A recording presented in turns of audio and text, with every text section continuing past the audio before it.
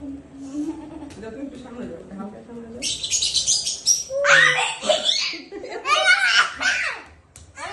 তোমার মাথায় যাবে, তুমি ধরো না।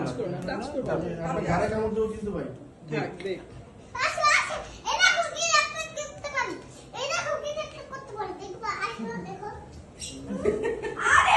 মাশাআল্লাহ।